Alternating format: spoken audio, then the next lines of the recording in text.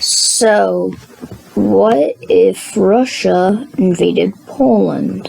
So, let's say Russia declared war on Poland. First few things that would happen. NATO would be activated, which I'm pretty sure Spain's in NATO. Not exactly sure on. And Bulgaria, Romania, Hungary, the Czech Republic, and Baltics, Croatia, and Slovenia as well.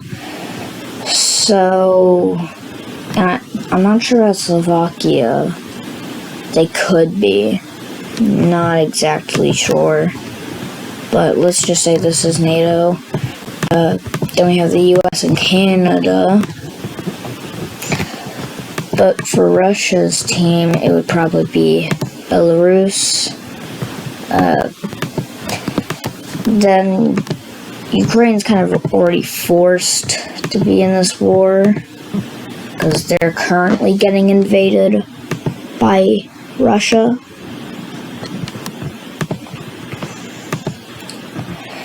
So the Russian invasion of Ukraine looks something like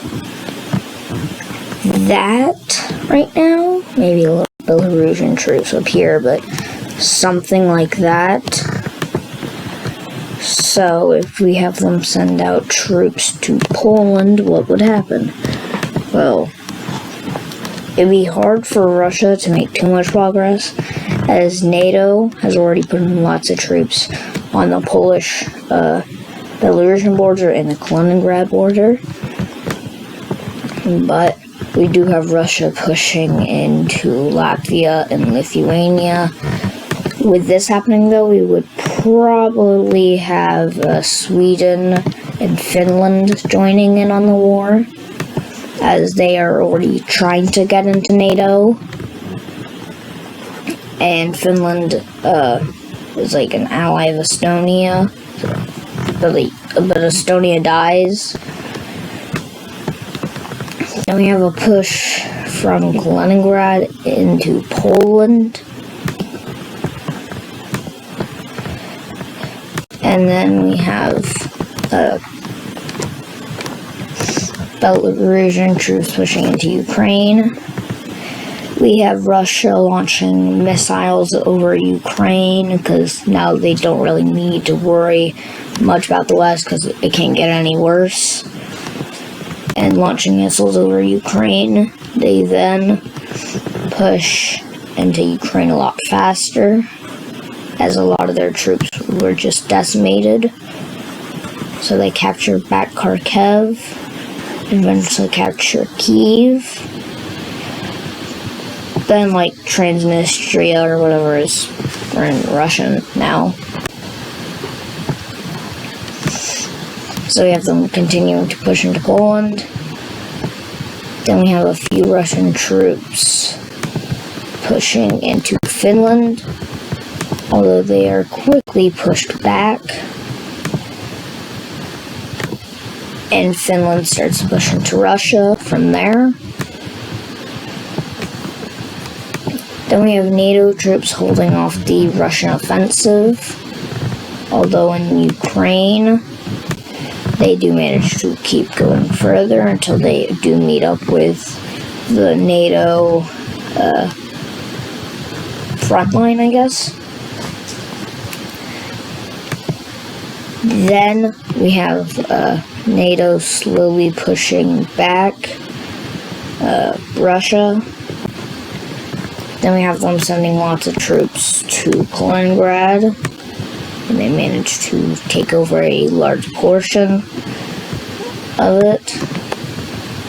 Then we have Poland continuing to push back until they are fully pushed out of Poland and the Baltics. Although we do have Russian troops managing to hold out in Kaliningrad. And then we have a few more countries joining in on Russia's side. We would have Serbia and Bosnia joining, but like they'd be kind of screwed Then we have Armenia and Iran joining in, Uzbekistan and Kazakhstan, Tajikistan and Turkmenistan also getting in, and this would probably lead into Azerbaijan coming into the war. But Turkey has some troops near Armenia anyway, so they do manage to push in, and with Azerbaijan's help, they take out the entire country fairly quickly. Then we have them attempting to push into Iran, but the mountainous region over here holds them, as they can't really get past it for a while, and Iranian defensive troops are keeping them at bay. Then we have the blue team pushing into Belarus and making a bit of progress. Then we have them fully pushing into Kaliningrad and taking over the entire province. Then we have them pushing into Lithuania and even getting into Latvia a little bit and recapturing Riga. Then we have a small pushback in Ukraine, although in the Odessa region, Russian troops start flooding out into Ukraine, capturing Bucharest, and move along the Black Sea, getting closer to Istanbul and Greece. Eventually over here, they do get cut off, and they do start to get pushed back, but Russian ships are able to keep supplying this,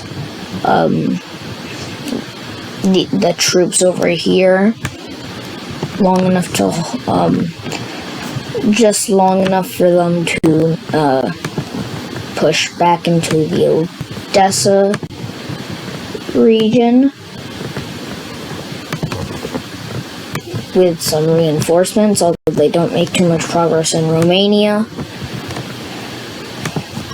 Then we have at large scale the blue team pushing back Russia and Ukraine and recapturing Kyiv. Then we have them cutting off Russia in the Odessa region, although they just do the same thing, supplying the troops here, and then the blue team tries to end these people, and then they just send in reinforcements for the unguarded blue team troops with no flanks.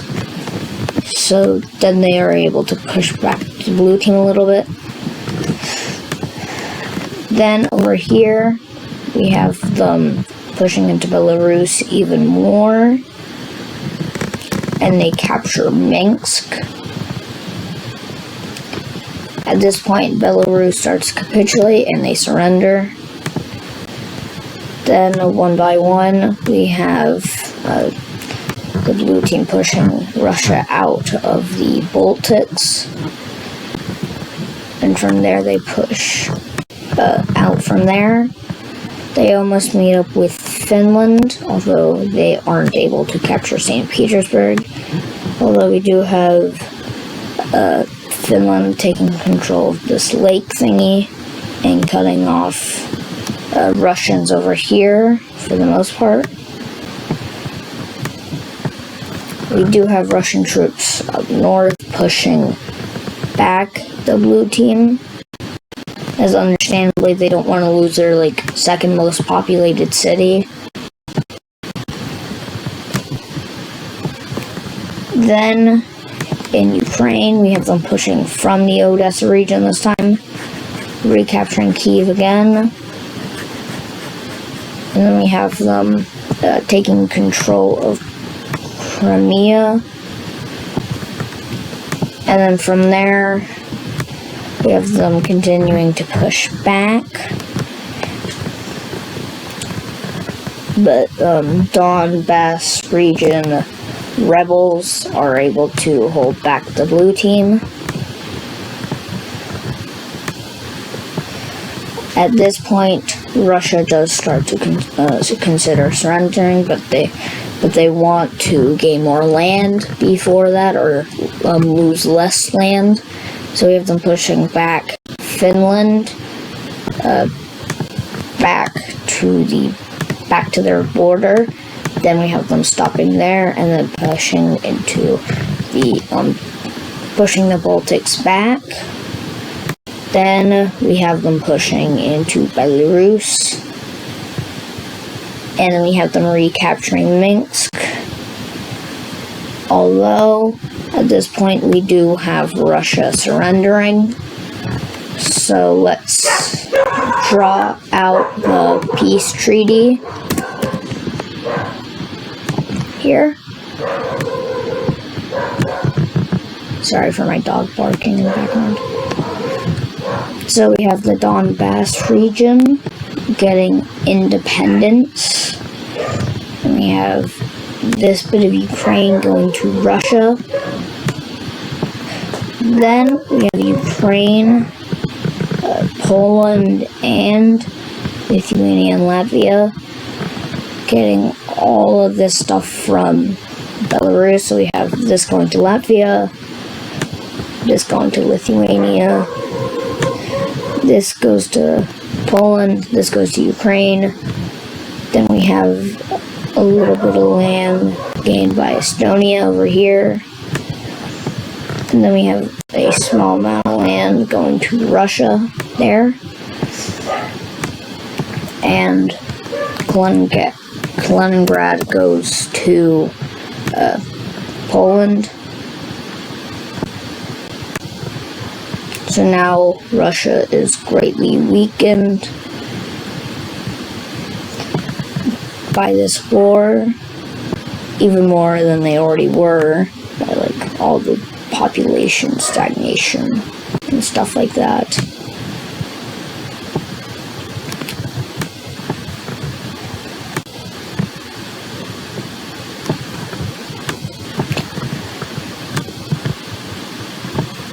So this is the end result.